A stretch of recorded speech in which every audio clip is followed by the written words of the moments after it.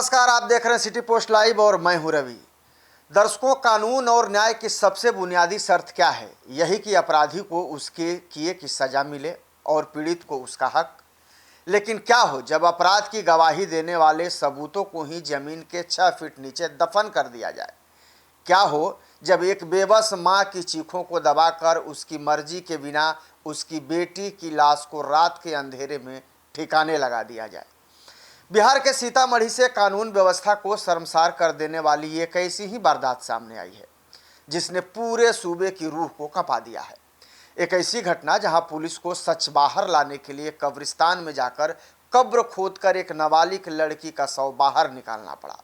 एक बेबस मां का आरोप है कि उसकी मासूम बेटी के साथ पहले दरिंदगी की गई, फिर उसकी हत्या हुई और फिर सबूत मिटाने के लिए उसे दफना दिया गया। आखिर क्या है इस खौफनाक कब्रकांड का पूरा सच? आइए जानते हैं विस्तार से। सीधे सीतामढ़ी की हम बात करते हैं। इस इनसाइड स्टोरी पर परत दर परत समझने की हम कोशिश करते हैं कि पूरा सच क्या है। दरअसल इस खौफनाक कहानी की शुरुआत होती है सीतामढ़ी जिले के बेलसंड थाना क्षेत्र के भोरहा टोला घुसुकपुर गांव से। घर में केवल एक मां आसमीन खातून और उसकी नाबालिग बेटी साविया उर्फ रेशमा रहते थे। पिता इब्राहिम और भाई इमरान हजारों किलोमीटर दूर मुंबई में मजदूरी करके परिवार का पेट पाल रहे थे।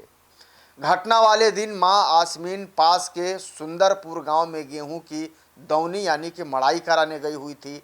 घर पर बेटी अकेली थी और दरिंदे इसी ताक में शायद बैठे थे।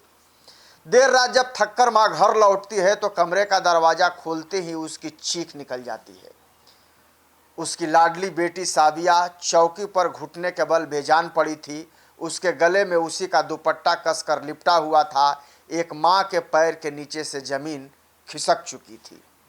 कहानी यही खत्म नहीं होती, बल्कि असली हैवानियत और दुस्साहस इसके बाद शुरू होता है। जैसे ही पीड़ित माँ ने अपनी बेटी की लाश देखकर रोना चिल्लाना और शोर मचाना चाहा, गांव के कुछ रसूखदार और दबंग लोग वहां पहुंच गए। आसमीन खातून का साफ कहना है कि गांव के दबंगों ने न सिर्फ उसे डरा धमका कर चुप कर आया, बल्कि बिना परिवार की सहमति के, बिना पिता और भाई के आने का इंतजार किए रात के अंधेरे में ही आनन फानन में नाबालिग के शव को कब्रिस्तान में ले जाकर दफना दिया गया। क्यों? ताकि न पोस्टमार्टम हो सके, न दुष्कर्म की बात सामने आए और न ही गले के निशान पुलिस देख पाए। यानी गुनाह का चैप्टर हमेशा के लिए क्लोज। लेकिन पापी चाहे जितना सातिर क्यों न हो, कानून के हाथ उसकी गर्दन तक पहुंच ही जाते हैं। रोती बिलखती मां जब बेलसंड थाने पहुंची तो पुलिस महकमे में हड़कंप मच गया। मामला इतना संवेदनशील था कि पुलिस बिना कानूनी प्रक्रिया के सीधे कदम नहीं उठा सकती थी। जिला प्रशासन के निर्देश पर तुरंत एक कार्यपालक दंडाधिकारी यानी कि एग्जीक्यूटिव मजिस्ट्रेट को नियुक्त किया गया। भारी पुलिस बल के साथ टीम कब्रिस्तान पहुंचती है। ग्रामीणों की भारी भीड़ के बीच फावड़े चलते हैं, कब्र खोदी जाती है और उस नाबालिग के शव को बाहर निकाला जाता है। थानाध्यक्ष पुनी जंगो राम के मुताबिक शव को तुरंत पोस्टमार्टम के लिए सदर अस्पताल भेजा गया। इस मामले में मोहम्मद भांगर शेख को मोहम्मद रियाज गुलाब दर्जी सहित कई लोगों पर हत्या, सामूहिक दुष्कर्म और साक्ष्य मिटाने और उसके अलावे पॉस्को एक्ट के तहत नामजद एफआईआर दर्ज की जा चुकी है। अब सवाल ये उठता है कि इस मासूम से किसी की क्या दुश्मनी थी? मृतका की मां ने आवेदन में एक और बेहद चौंकाने वाला खुलासा किया है। गांव का ही एक दबंग युवक मोहम्मद रियाज पिछले कई महीनों से नाबालिग लड़की पर निकाह करने का दबाव बना रहा था। लड़की जब भी स्कूल पढ़ने जाती, रियाज अपने साथियों के साथ उसका रास्ता रोक देता और उससे मानसिक रूप से प्रताड़ित भी करता। परिवार इस बात से पहले ही डरा हुआ था। आशंका है कि मां को कि घर में न पाकर रियाज ने ही इस खौफनाक वारदात को अंजाम दिया। फिलहाल घटना के बाद से ही सभी नामजद आरोपी अपने घरों में ताला बंद कर गांव से फरार हैं और पुलिस की स्पेशल टीमें उनकी तलाश में जगह जगह छापेमारी कर रही हैं। सीतामढ़ी जिला अभी इस सदमे से उबरा भी नहीं था कि जिला मुख्यालय के नगर थाना क्षेत्र से सिरफिरे आसी की एक और डरावनी करतूत सामने आ गई। यहाँ शिवम गोस्वामी नाम का एक युवक एक युवती के घर में पिस्टल लेकर जबरन घुस जाता है।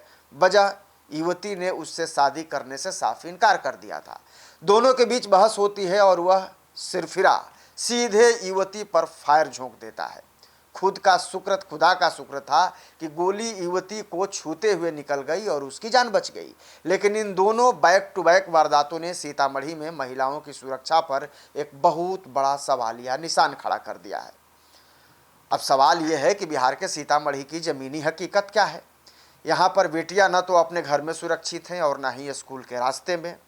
बेलसंड की इस घटना ने यह साबित कर दिया है कि अपराधियों के मन में कानून का डर इस कदर खत्म हो चुका है कि वे सरेआम हत्या करते हैं और पुलिस के आने से पहले खुद ही फैसला सुनाकर शव को दफन भी कर देते हैं।